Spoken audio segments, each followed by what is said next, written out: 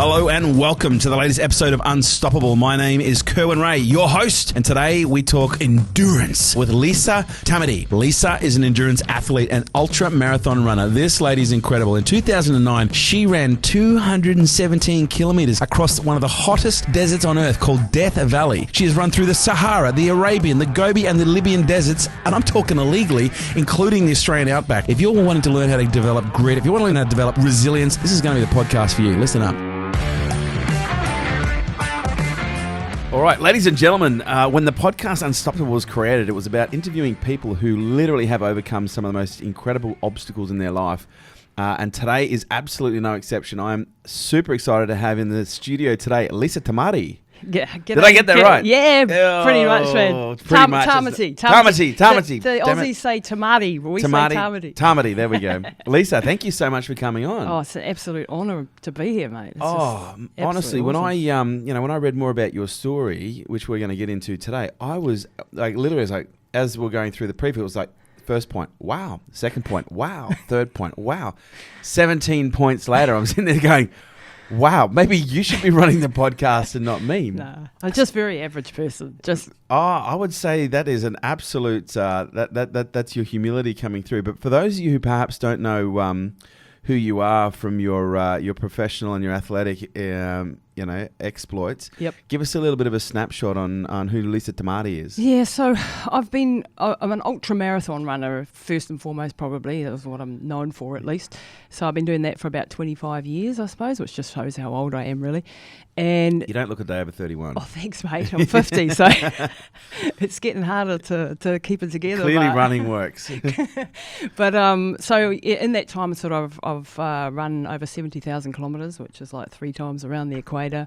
The equator is around the Earth. Yeah, yes. The equivalent of, and in bits and pieces. So I've done lots in the Sahara. So I've done about 2,000 Ks in the different parts. So the Moroccan twice, the Arabian, the Libyan desert, Niger, Jordan, the Gobi Desert in China, Death Valley in the USA a couple of times, different parts of your beautiful country out here in Australia. Now, you did Death Valley 217 Ks non-stop, is that right? Yeah, so that's a race, right. And this is like a bit like Kona is for the triathletes. Okay. It's sort of the world number one race for the ultramarathoners in the world.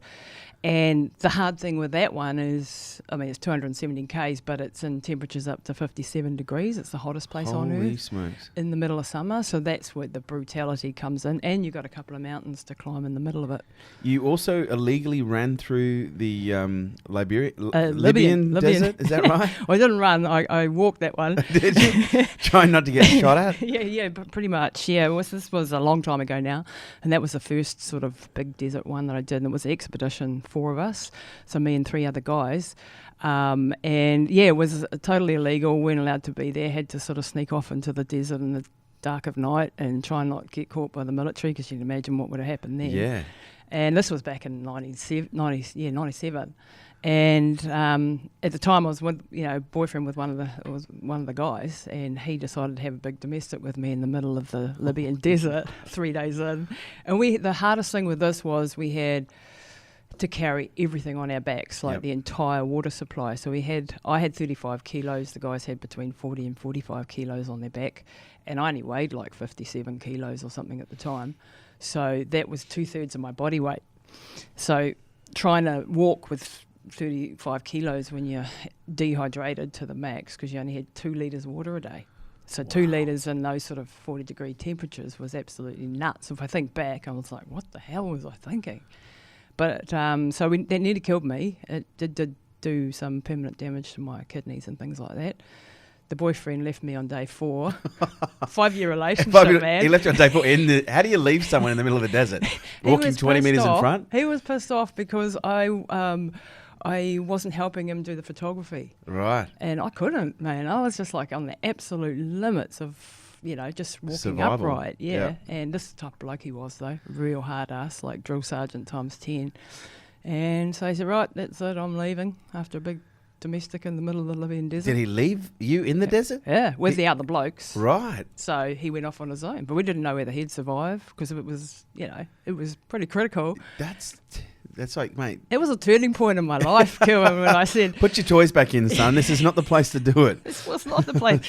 After that, I thought, Because it had been an abusive relationship. Yeah, I mean, right. let's be honest with you. It was a 5-year-long relationship, and he was very controlling. Everything was, and at that stage, he was my first love, and, I get it. he looked like Brad Pitt, so that helped. Love is blind. Well, Love, apparently not. So what age were you when you got into endurance athlete? Became an endurance athlete? I didn't get into the racing until after that. So I'd spent already 5 years with him doing sort of biking around the world, like doing cycle touring around the world. So you just did it for shits and giggles? Yeah. It was just an adventure life. I was young and, And so when you're just doing these little adventure. cycling tours, how long were these little cycling tours? Well, they'd be like 2,000-3,000 kilometres a go, and then we'd go and make a bit of money. So we'll just have a little ride. Timmy, you and me, we'll go on Sunday, we'll have a little ride. We'll do 2,000 or 3,000 kilometres. And, in bits. In bits. Yeah, in chunks of like 500k. Sort of, 100k, 150k a day, but with your right. packs on and sightseeing and just living the life of a young person and having a ball. Well, certainly not the average life of a young person. What is it that drew you to that? Because when you talk about, even doing 3,000 Ks in bits and pieces, when you talk about doing, the ultra marathons that you've done, that's not a standard psychology. It doesn't. Nah. It requires special upgrades in order to be able to perform at that level. Well, anybody can do it. It's like I have absolutely no talent. Well, I challenge with that because when you look, I'm quite fascinated by performance at very high levels. I've done work with a range of different people and professionals, but there's one group that has really kind of changed my psychology on can everybody do it? Yeah, and that's the Navy SEALs as an example. And yeah, they have this training called BUDS. Yep, where they have an 80% fallout rate, only 20% get through. And numerous times they've looked at their psychometric, demographic, geographic, biological profiling to try and increase that 20% graduate rate because it's a very expensive program to run. And with everything they do, they still discover that no matter what to do and no matter how they profile, it's still an 80% burnout rate of people who get through. And so they say, well, no, not everybody can be a Navy SEAL. It takes a special kind of person. And I would go as far as to say, and I hope you don't mind me saying this, it's easy to say, anyone can be an ultra marathon runner. But when you look in the gym, as an example, there are some people that know how to train, and there are others that just love to socialise. Yeah. And their psychology, their body or their brain's interpretation of pain is not one of, this feels good. It's, what the hell? This is not good for me. I've got to stop. What was it that attracted you to this level of gruel? Well, I certainly didn't grow up thinking I was going to be an ultramarathon runner. That's not, you don't leave school and go, I'm going to be a this or that. Did you do sports during school? I was a very athletic kid. I grew up in a family, my dad was a hard ass. And he wanted us to represent New Zealand. He wanted us to be the best at sport. And that's it, where he would. If I was a girl, unfortunately, because he wanted me to be an All Black, and I couldn't be that back then. The girls didn't play rugby, so that was such a disappointment to him. Sorry, Dad. Yeah. So then I was a gymnast as a kid. Right. And I was really good up until I got puberty, and then I grew up too tall, too big, and not the right shape and size for a gymnast who have to be pretty small. And Dad was devastated because, I was that close to, if you like, well, he thought I was, representing New Zealand. I knew I didn't have what it took in that sport because I was just too tall and too athletic, and I had curves and I had, but that created a real problem in my head because I'd failed my dad, who I idolised and wanted to be, please him, as young girls do. And so then I went into surfing and, I was used to pushing, he did not tolerate weakness. Right. He did not tolerate, he was like, take a teaspoon of concrete and harden up type bloke. Right. And so that mentality, and then I met this boyfriend, the one that left me in the Libyan desert, and he was exactly the same. So maybe I was looking for some they say dad we marry replacement. Our parents. Well, yeah, something like that. I've definitely worked through that one now. Good, healthy. Yeah, but so I think that influence was, I wanted to prove something. In the beginning, I was there to prove my dad wrong, or to prove the boyfriend that I could do it, because he would tell me all the time I was useless, I could never do anything. I was an asthmatic since I was a little kid. So I had a very small lung capacity. And when I say anybody can do this, physically anybody can. That is agreeable. Yeah. I've seen people with no legs running across the Sahara. I've been people who are blind running across. So I've seen, people with hips replacement, people with broken back. So it is up here, but it is that part that you can't probably predict. Yeah. Is that mental side. And I know that the guys in the Navy SEALs will tell you too that they weren't the best athlete probably in their class. They weren't the most talented. They were all round pretty good at everything. Yep. Yeah, and it's the same with this. And you have to have that mentality as if I'm not going to quit no matter what. And I always use the analogy of, like, when I'm in the middle of a really grueling race and I just want to die, which, you know, is happening Which is every second of every race, Yep. pretty much after 50 Ks you're all knackered, then I would think things like silly stories like, okay, you've just crashed in a plane with your mum in the middle of the jungle and you've got to run 200 Ks to save her life. What would you do? So that's where you would go. That's Yep. where you'd take That's yourself. where I'd take my brain. In other words, if my mum's life depended on it, Yep. would I make it? Well, then you can make it, you know. And because you galvanise and you let free that power when you start to visualise like that, you pull out things from you that you wouldn't in your normal daily life. And so when you're doing these races, you are not your normal everyday Lisa, you know, who's, you know, just average Joe. When you're in a race, you're a warrior. You go into battle. You put on your battle armour. When that number goes on, I'm a different person. And I'm focused solely on this one outcome. And when the doubts come, and they come, and you've got this massive battle, like the angel and the devil on your shoulders, and the angel's telling you, no, you keep going, you can do it, you're going to make it, and the devil's getting louder, telling you can't. What the hell are you doing this for? And what are you trying to prove? And why don't you just sit down for 5 minutes? And all of this sort of negativity. And it's the battle. How long can you push through the torture for? How long can you fight that battle and overcome to get to the end goal? What do you think is the key? Like, if you were to look at one aspect of psychology, whether it be yours or other ultra-endurance athletes, what is that one thing that makes the difference? We've all got mental health issues. No shit. No shit. No, I mean in a serious way, that we've all got something that we're really angry about, or that we really want to prove something, Right. or we really have issues with our self-confidence, or something is there that's driving this incredible, and it's releasing this force within you that you can overcome things. Wow. And I think when I started to lose my hunger for beating the crap out of myself, if you like, because it is a lot of torture sometimes, that's when you start to lose the edge, because you don't have that hunger, you know. Right.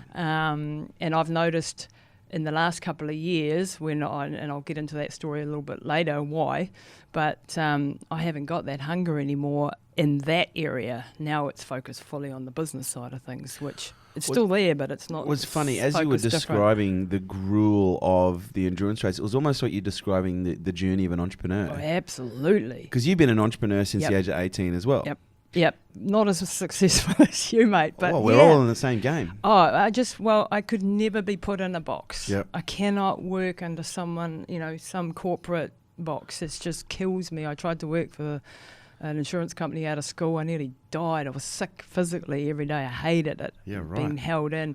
And I just wanted to be in charge of my own destiny, and I still want to be in charge, you know, and that's been an up rocky, you know, all over the place ride. But that's seen me do things like, you know, documentary production to TV shows to hyperbaric oxygen therapy clinics to jewelry manufacturing to I've been You've everywhere. done quite a bit. Yeah. And some successfully and some completely not. Now my focus is really on that. How much has your athletic experience prepared you or made you a better entrepreneur when it comes to the psychology of it? This is something like I've been a speaker for the last 13 years as well, and this is what I talk about. There is just absolute one-to-one parallels between being an entrepreneur and being in success in life and success in sport. They are all parallel because it's the same mindset. Yep. It might be a different arena that you're playing in, but it's the same principles and the same mindset, and you have to have that, you know, willingness to fail and fail fast and just keep going and, you know. And be able to deal with that pain. Yeah. What is your relationship with pain? Like, because some people look at pain, like I think of, you know, people that I've known who trained before, and, you know, they whether they do any kind of exercise, whether it be yoga or they lift a weight, the moment it starts to hurt, their body, their relationship with pain is, oh my God, this is bad. Yeah. And they like, oh my God, I have to stop immediately. Yep. other people, they don't necessarily have that same relationship. What's your relationship with pain? Yeah, I don't like pain. I'm not masochistic in tendencies, but I understand the value of going through pain in order to get. There is no strength without the struggle. You don't get stronger if there's not a resistance to you get, like weights or a resistance training or, doing karate or doing whatever. It's all about fighting through what's hard, because then your body changes, but not only your body changes, your mind. And your mind gets able to handle more pain the more you do it. So the more pain you put yourself through, the more that you can cope with it, if you like, and for the longer. So something I find curious is some of the most successful entrepreneurs have either been athletes or they express their passion in some form of athleticism. Is that part of your, like, when you're working with other people? Because I know you do a lot of coaching with people as well. When you're working with a client, is that something you work on? Their ability to be able to physically endure pain through some form of physical expression? Yeah, I mean, I mostly do coach athletes, so runners and body transformation as well. Okay. So it is, the thing I can't teach them is, I can teach them the mental skills and the skill sets, but they have to experience themselves and they have to take ownership over it. They have to be willing to go through the crap. And I'm so lucky that I have amazing people that I get to work with who do incredible things, Our head coach at our company, who we've trained for years, is just doing a challenge at the moment, 12 ultras in 12 months, over 100 kilometres. Wow. Destroying his body completely. In the last couple of weeks, he's had some failures. And for me, he's left he had a broken leg at 30 Ks last week. And he ran to 156 of the 160. And then before his body, he went into shock and he collapsed and they had to take him out at 4Ks before the end. But that's the type of people that you get to work with. I've had a mate of mine, we were running 24-hour races for the national team in England. His leg broke, and they had to literally drag him off and say, you cannot carry on. He was trying to run with a broken leg. It's funny because people would be listening to this going, that's fucking crazy. It is. But they'll go, why would you do that? But when you compare an entrepreneur in a similar space, sometimes it's very similar. They may not have a broken leg. They may just have a broken pen. But sometimes it's like trying to drag someone off a racetrack when they're doing what it is that they love. But one of the things that I'm noticing with you is you don't. It's not that you like the pain, but you've got this ability to deal with it. Yep. The Navy SEALs, they identified that trait as grit. Grit is as a form of resilience, but the way that they define it is the ability to suffer without withdrawal. So what I'm curious to know from you is when you're working with someone, because again, I want to make this as practical as possible, whether it be in the athletic space, endurance space, or in the entrepreneurial space, what are some of the exercises that you can do with people in order to harden them up, in order to build a level of resilience or build a level of grit? Because one of the things that I've observed is some people either have it or they don't. Yeah. Okay, and the people that have it, fantastic, I'll hire them on the spot, right? Yeah. Or I'll work with them on the spot. The people who don't, they often sit there left there going, well, okay, I don't have this ability to suffer. I hate pain. I don't like to fail. How do I change? How do I develop that skill? And that's a hard one because, obviously you and I both probably pick the one who has got the grit over the person who has maybe the talent. Yep. Would rather work with someone who's got to fight for it. Absolutely. And I prefer that. Yes. But obviously a lot of people don't. No. And I don't really have an answer for that because you have to, you can work with someone and you can try and it will take time. That you start to get to open their mind up to the possibilities of what they can do. Do you think the body is the conduit to develop grit? Yep, I do. I think it goes hand in hand. Because you can get someone to do math problems all day long with I'm getting a headache. Yeah. But it's not until someone experiences physical pain that they can push through, that they really learn their own potential limitations. Yeah. And you know what makes me so sad when I see people who are young people who perhaps are overweight or they've never done any sport in their lives, they're stuck behind a computer or whatever, and they don't understand the power that lies within their body. But before they get old, let's explore what this body can do before, and then they get old and they never knew what they missed out on. They never knew what their body was capable of doing. And we've all got a use-by date on us, but if you've experienced the power of your body, and what it can do, then your mind is blown as to what you can achieve anywhere. That's actually quite profound. Like, because when you think about it, there is a whole generation of human beings that are coming through right now that have no connection between what their own physical potential is and what they're actually doing in terms of sitting behind a computer every day. That's quite scares profound. The crap out of me. Wow. It's the first time I've actually considered it in that way. It's like, wow, that's a lot of potential that is going completely unrealized. Yep. Life hasn't been an easy journey for you. You know, you've touched on a few things already. You've had your own battles with mental illness. Tell me about that. Yeah, so, back in the days when the Libyan desert times and going through that abusive relationship where I slowly lost the power over everything I did and everything was controlled. And then when I broke up with that person, I had nothing. I had no self-esteem, no confidence, and running is what rebuilt my life, basically. Right. That's why I think I ran so long, because it was like I'm just running, because that it was therapy. The physical pain alleviates the mental pain briefly. And I've seen this in lots of other ultramarathons. When you're in a physical pain, you're totally focused on that and the challenge, and you're not focused on the depression, the sadness, the brokenness of you. And it starts to slowly rebuild you over a period of time. And it becomes a positive addiction, if you like. Well, it's cathartic, right? It's quite healing. It is. Yeah. Going through that physical pain can be quite cathartic and healing, as well as empowering. And then somewhere along the career, it shifted into no longer wanting to prove anything to any particular person, but wanting to do good with the skill set that I had.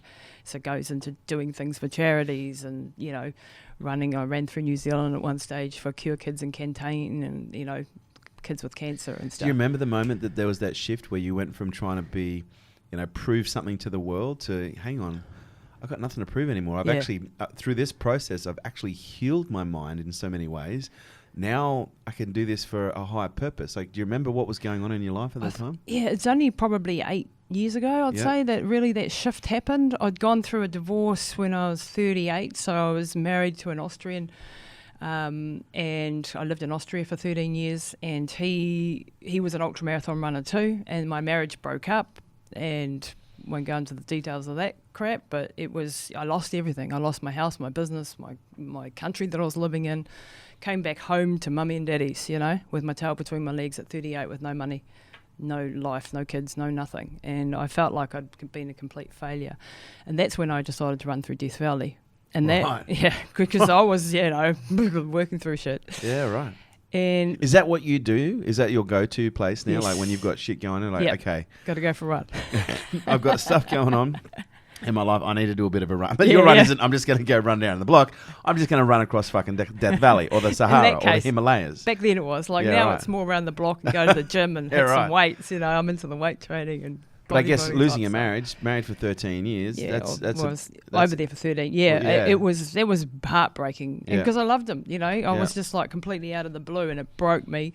And at 38, you should have your shit together, And that thing is, thanks. I'm 44. I'm still fucking working it out. But tell me about you and me both, right? Yeah, we certainly either. You haven't arrived. Yeah, I know. You never do. You never arrive. Yeah. It's a myth. There's lots of false flags. Yeah. And then I spent years with self-esteem issues. As you're a woman, hitting nearly 40, you've got no partner. Who the hell are you? You're useless. You're ugly. You're a fat reject. And that sort of a mindset's going on in your head. And running is one way that got me out of that. And I did Death Valley. That was a huge success for me. Then I had my books come out, and I slowly. Was that quite a turning point for you? Massive. And I'm so glad I went through that. Don't want to go there again, but I'm glad I went through it because it forced me to become an individual. It forced me, I just wish if I could go back to my younger self, say, fuck off those guys and just focus on being self-confident, being who you are, instead of searching for that other half to fulfill you, it's so funny that so many people spend so much of their life in relationships trying to find themselves when in reality it's not until we spend a decent amount of time by alone. Ourselves. Yep. And that's the beauty of Ultra, isn't it? Yeah. You really are forced to face your demons. You're confronted with who you are, your character. It's like a running meditation. Yep. So it's like it's not just sitting there in the meditation of the mind. You've also got your brain screaming as well. Yeah, like I know you're a big fan of meditation, and I physically can't sit still for 5 minutes. So my meditation is running or Yeah. is doing some sort of a sport, I get into a meditative state there for a while, especially with running. And I think that's, so meditation doesn't have to be in a silence, sitting in a room somewhere. It can also be like that. And you do sometimes when ultramarathons get into that transcendent state for brief periods, and you come back out of them, unfortunately. Let's talk about that for a second, because I do a lot of. I've got a huge interest in transcendent state, altered consciousness, and I've heard about a lot of runners that reach that point of. It's almost like beyond the runner's high, where it is transcendent, and there's almost like this higher connection with this higher being or this higher force or this divine energy. Have you experienced that? Yeah, I have experienced it. But the thing is, like, people have this misconception that you're in that space the whole time. Well, you're not. You might get there for brief periods of a couple of hours if you're lucky, and you're sort of in this zone where you're like, I can do anything and achieve anything, and I'm connected. And then you come crashing back down to earth, and it's like, again. I want to get back. Take me back.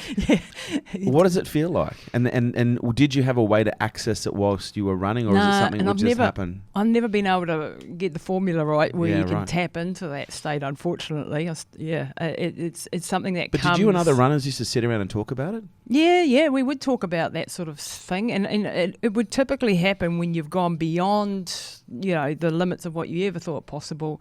And in those moments where you're still going and you suddenly realise, hey, I'm in this other space. You do get, of course, you get things like hallucinations as well. So whether it's your brain's actually shutting down or something, and you just think you're all super duper and connected.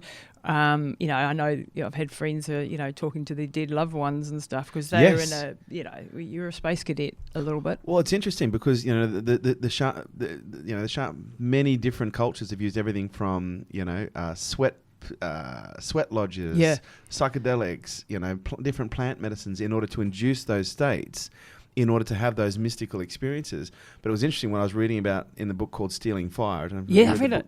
Really interesting book. They were talking about aspects of performance where runners were having these runners' highs, and they were having a psychedelic like transcendent experience where they were hallucinating, they were talking to dead loved ones, they were having these contact and communication with beings. Yeah, and the doctors will explain that, that you run out of glycogen, your brain's fried, and you have sleep deprivation, and all of those sort of things, and that's probably physically on a physical level true. Yeah. But it's you do sort of, you come back changed, you come back altered from these sort of things, and like altered better. Yeah. Well, often you come back from a big event, and this is what I tell my athletes too, is don't get divorced, don't have a baby, don't start taking drugs, don't do anything stupid in that week when you come back from a big event, because you're in an altered state of mind. Yeah. And you're liable to do something. You usually come back to your office job or whatever, and you're like, what the hell? Where the hell, this doesn't make sense anymore. Wow. Don't make any big decisions. Don't make any decisions, because you're in this weird place of, I've just been through something epic. Yeah. And nobody gets it. And my wife doesn't get it, my husband doesn't get it, my kids don't get it, nobody gets me. And so you get this, and then you get a depression often because you've taken all the serotonin and everything's, emptied your body out of hormones. And so if you know that as a coach, you can, help them ride that out. Didn't know that back in the day. The reason it's so fascinating, because Stealing Fire put me onto a whole range of different books to study psychedelic therapy in terms of performance and, therapeutic treatment. And, with some of the books that I read, I don't know if you've got any interest in psychedelics, but there's a book by a guy called Dr. James Fadiman where he talks about the entheogenic process that they used LSD for back in the 40s, 50s and 60s in order to heal, all sorts of psychological issues. I have read a bit about that. And the same, but again, they would basically deliver a substance in a controlled environment, take them on a transcendent mystical experience, but when they came back, their first piece of advice was, okay, don't make any big decisions for the first 30 days. Oh, wow, that's funny. Because you are in an altered state of consciousness. You've had an entheogenic, life-altering, cathartic, healing, as well as mind-expanding experience. Just allow the integration to take place in the next 30 days, but don't make any big decisions. And so when you said that, I was like, holy crap, you've worked that out on the other level. Yeah. That's really fascinating. I have to start reading about that. Honestly, I think, because I think a lot of attention's given to cannabis for a whole range of great reasons, which is awesome. Yeah.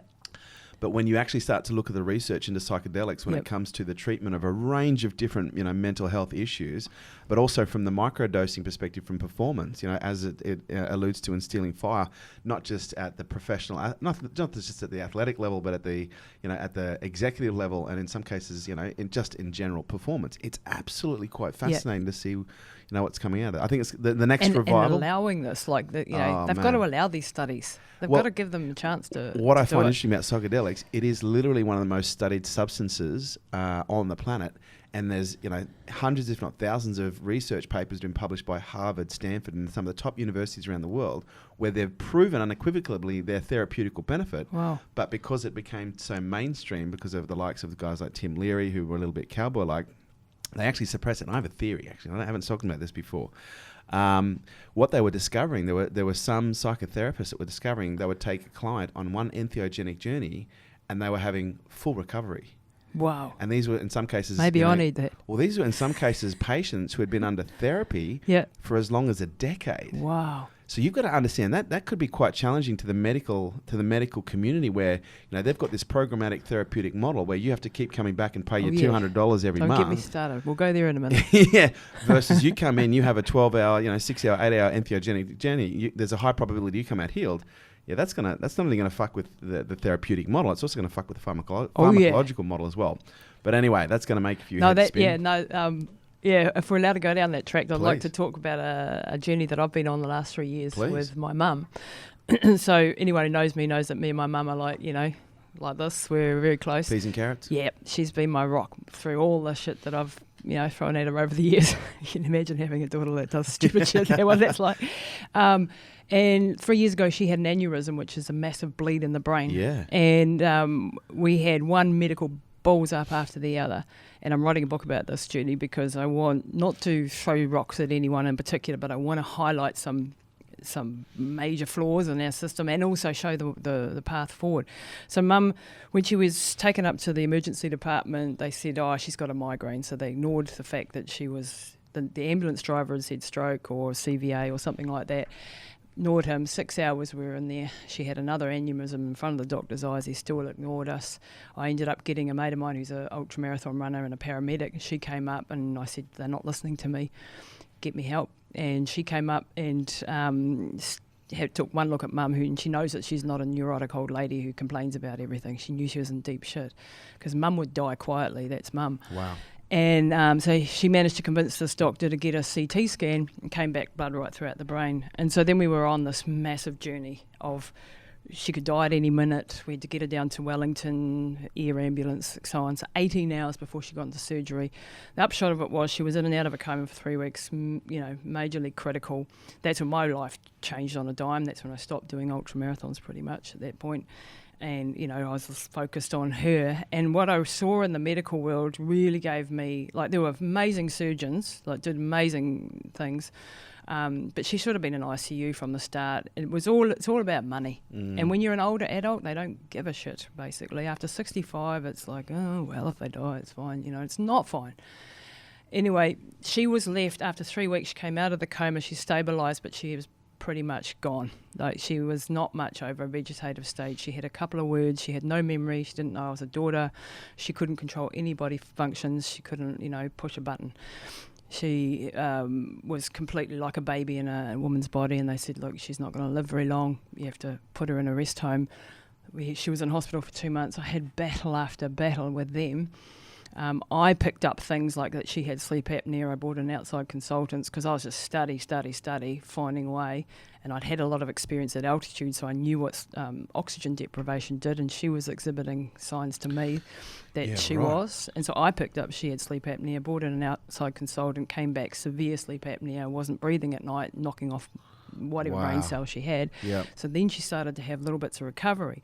And then I went, okay, so oxygen, what else can oxygen do? And then I discovered hyperbaric oxygen therapy, which has been used right around the world for a whole plethora of things, but it's used for brain damage overseas, but not in New Zealand. I studied under a Dr. Hart for 4 months. I read everything. I designed protocols, and then I had to get her access to a hyperbaric chamber. Well, they don't grow on trees. But I found a commercial dive company that would let me access their chamber. And so when she was let out of the hospital, that was a battle in itself, because they said you have to put her in a rest home, hospital level care, 2 people around the clock. You're never ever going to cope. And the social worker, said you're going to fail and something. I took my books into him. I threw them at him and said, this is who I am, and I'm not giving up my mum, and I'm not putting her in a home. You better freaking give me the caregivers that I need. He wouldn't listen, and so I got my brother, who looks like The Rock. He's huge. He came in, he scared the crap out of this guy. We got the caregivers that we needed. We got the resources. And I don't approve of that, but hey, whatever it takes. Whatever it takes. So that's, as far as my family's concerned, is whatever it takes. So I managed to get her home with some caregivers in the morning and the evening, changes to the home, etc. I took her down to this hyperbaric chamber in this commercial dive company.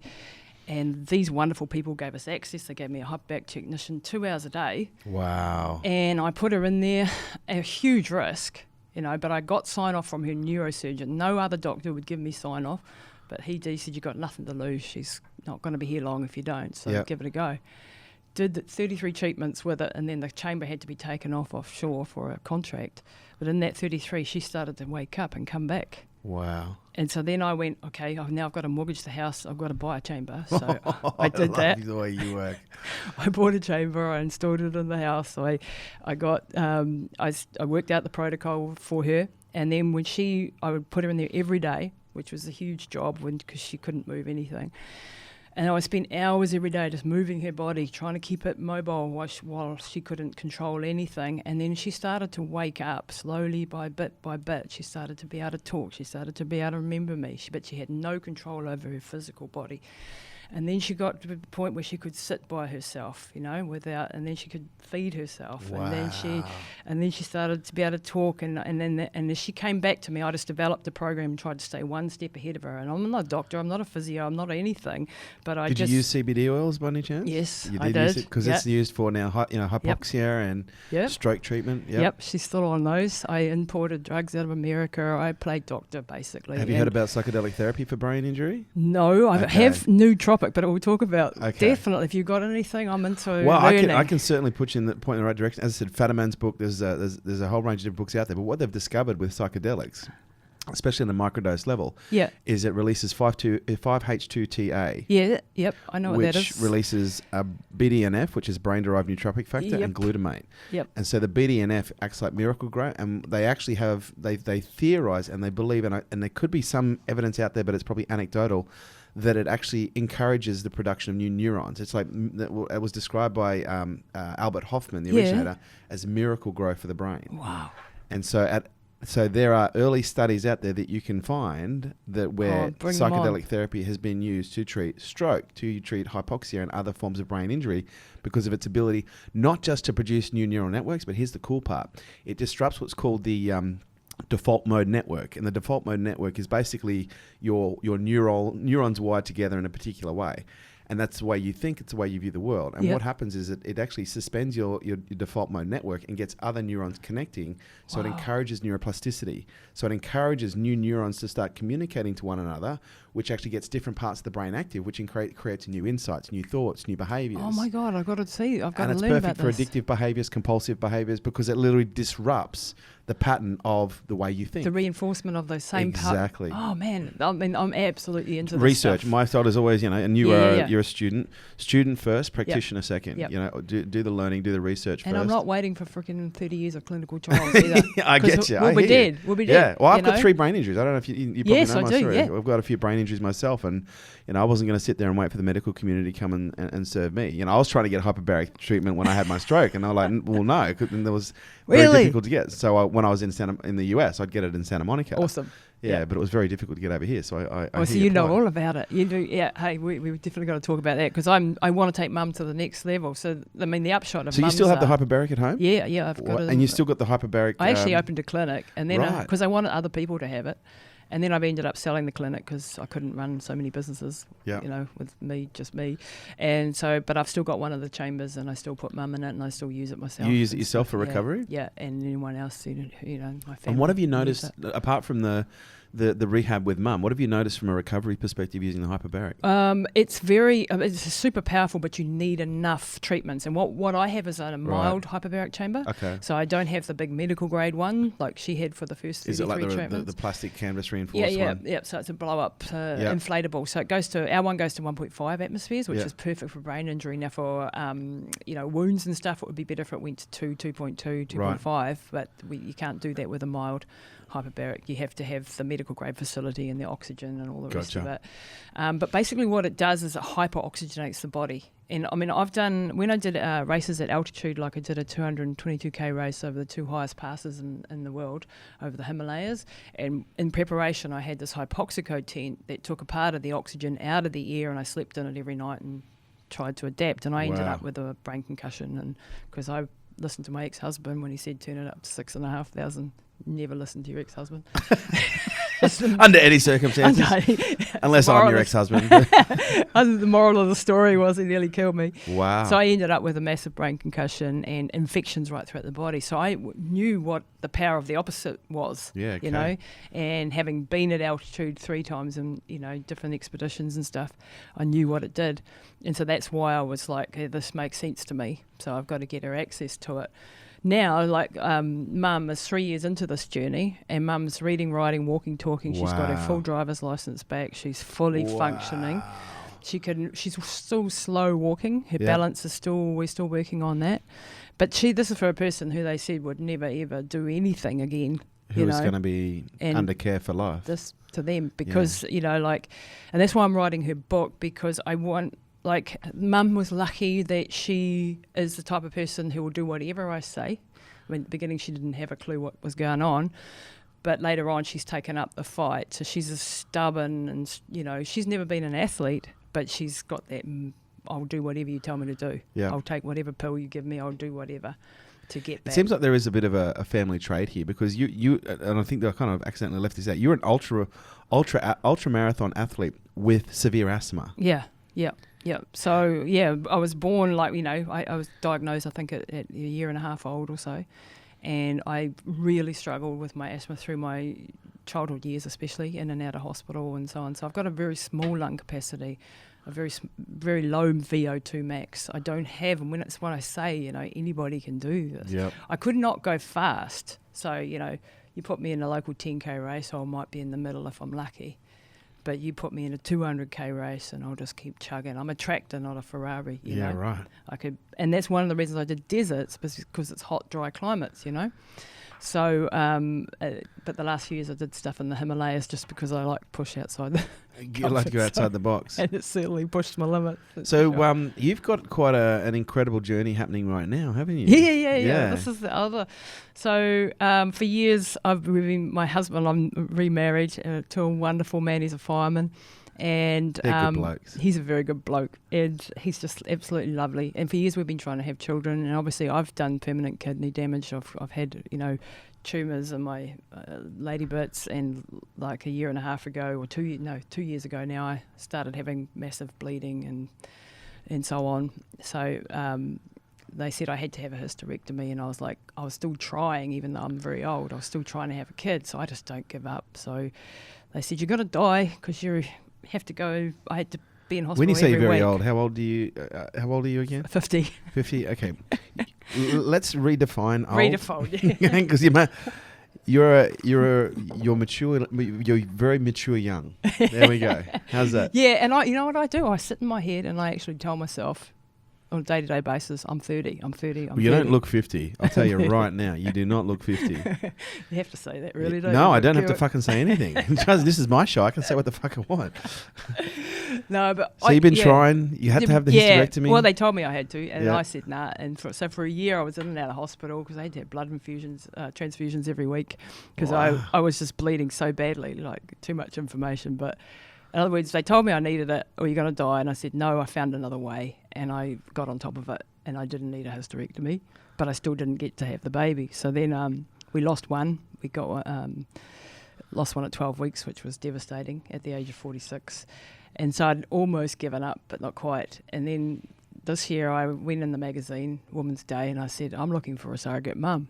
And so one of the girls that I was coaching, he said, oh, I'll do it. And so she's now 5 months pregnant. Wow.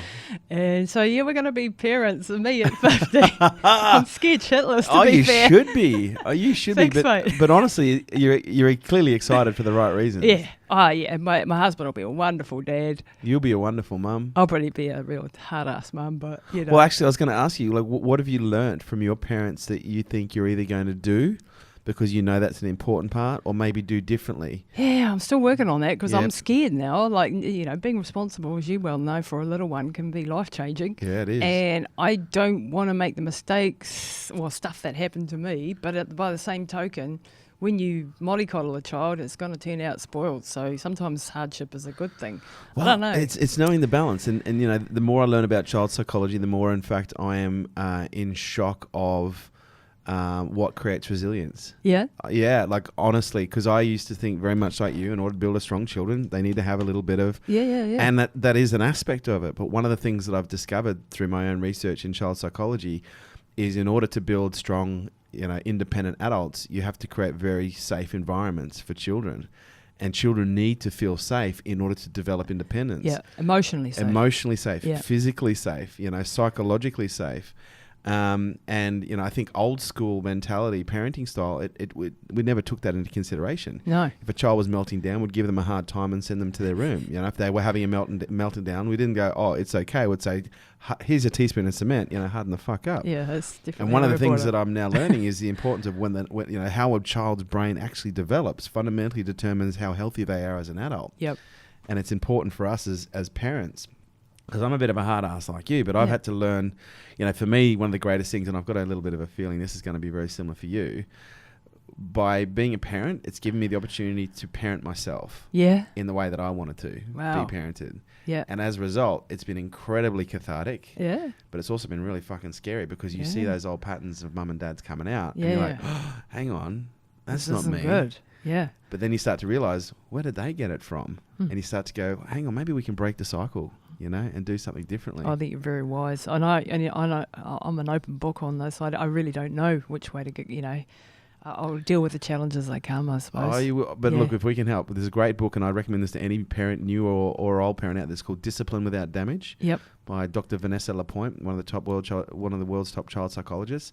And it just really helps you understand how a child's brain develops, how a child's brain works when it's under stress, and how our most important role is to make them feel safe, but most importantly, give them a demonstration of what it looks like to regulate pain. Give them a demonstration of what it looks like to regulate stress and emotion when times are difficult. Yep. Because when their world is going to shit, they look to us and they go like, and if they look at us and we're going, they're like, okay, nothing's fucking safe. No, yeah, I'm Whereas in danger. they're losing their shit. Yeah. And they can look at us, and no matter what happens, they can go, oh, well, mum's actually okay. Yeah, I can calm down. I can calm down. I'm all right. It's okay. Oh, that She's makes my sense. rock. She's my center. So when the world is a little bit topsy-turvy, there's got to be one person I can lean on who's not topsy-turvy. Yeah.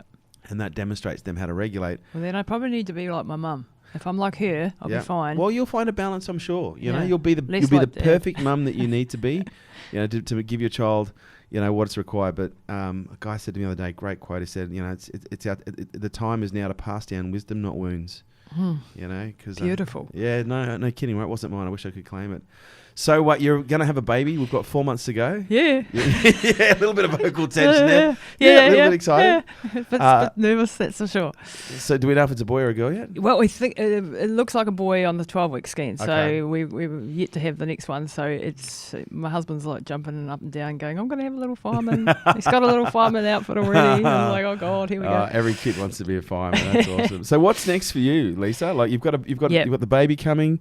You've got another book coming. Yeah, so I'm still working with mum Yep. every day, all day. So she's, coming out over here. This is the first time I've left her for 3 days. Oh wow. Yeah, so that's how highly I value you Oh, and thank being on your you. show. Like, seriously, I really wanted to come and meet you. Thank you so much. And she said she'd be good while I was away. She'd Yeah. do her job. She'd do her discipline. So I'm the police. Say I'm the fun police. I'll be ringing up and go, "Have you done this? Have you had your green smoothie today? Have you done your training?" Yeah, right. But so mum's still very much the centre of the focus, and obviously baby's going to come into that. But business is my world, and staying fit in a different way though. Yeah. Now I love CrossFit type workouts. Yeah, right. And full Because body you look like you've got workouts. more muscle now. Yeah, I do. Yeah. I do have a lot more muscle. Yep.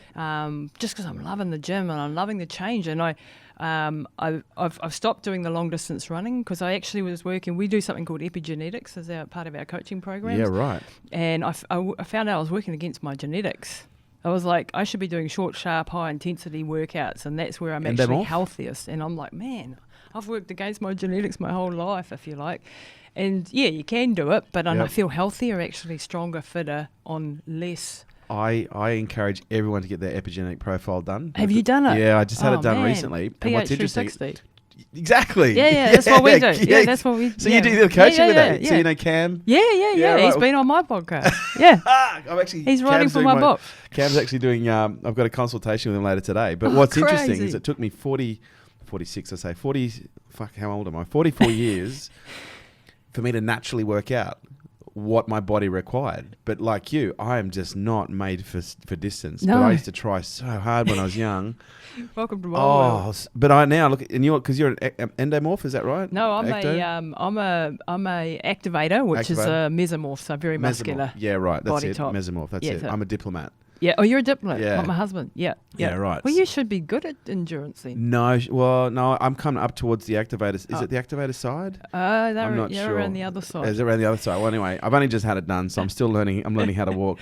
But I should be training like in the middle of the day, short, sharp bursts. Yeah, because I suck at anything endurance.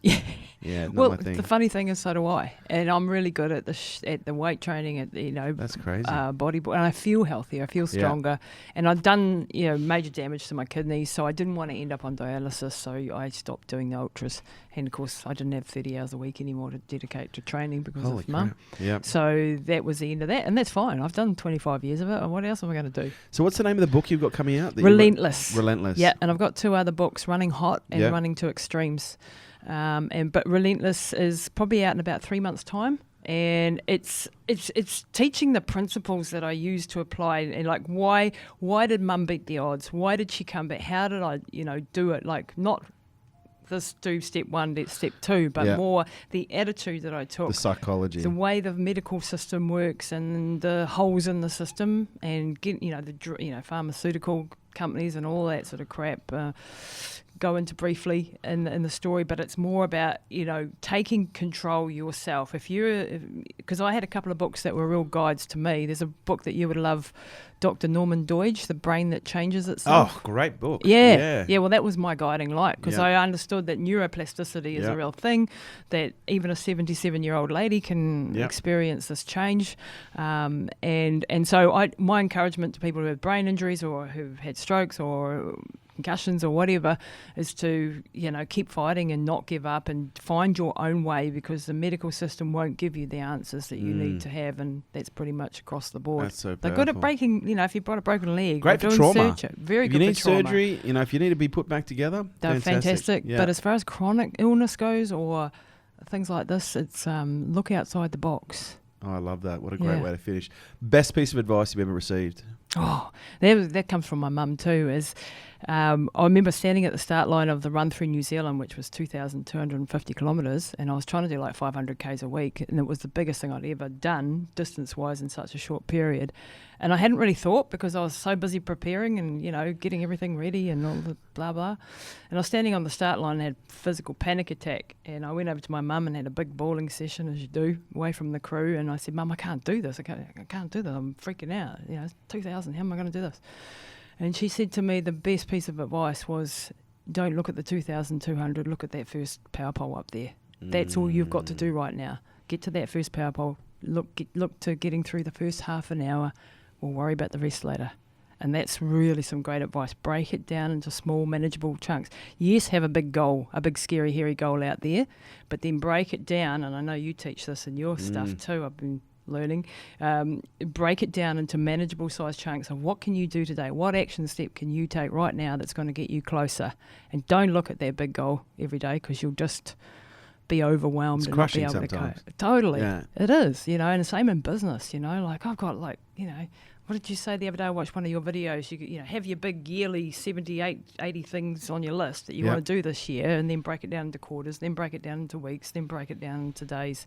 But first things first, have your mission. What are you trying to do in 10 years? Yeah, start at the top. Have your mission and then break it down from there. That's it, reverse engineer it. Yep, and then grind away. Lisa, this has been so enjoyable. We're going to definitely have to get you back. Lisa Tamati, I got that right, didn't I? Yeah, it's Tamati. Tamati. Tamati. It's pretty good, mate. Lisa Tamati from Kia ora, New Zealand.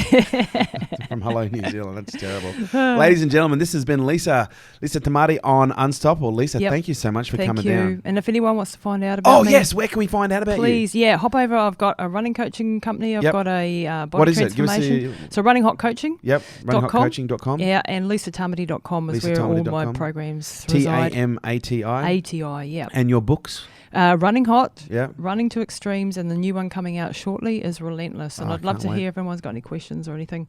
Give me a yell or hit me up on Instagram. Yeah, what's your Instagram? Just at Lisa Tamati. Yeah. At Lisa Tamati. Yep.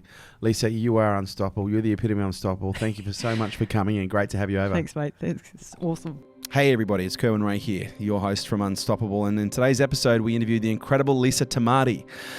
Now in this episode, Lisa talked to us about her pregnancy and that she was having surrogated through another woman, and I'm here to let you know with great sadness that Lisa's baby Joseph unfortunately didn't make it. We are in close communication with Lisa and supporting her and her family through this tough time. She's a fighter, as you know, as you would have seen from this podcast, but I thought it appropriate to share this news with you so that you can perhaps reach out yourself and send a bit of love her way. I'm sure you could imagine in times like this, things can feel tough, but I couldn't think of anyone tougher to be dealing with a situation like this than Lisa. Lisa, our love is with you, our thoughts are with you, and we're here for you anytime you need us. Big love to you, sister.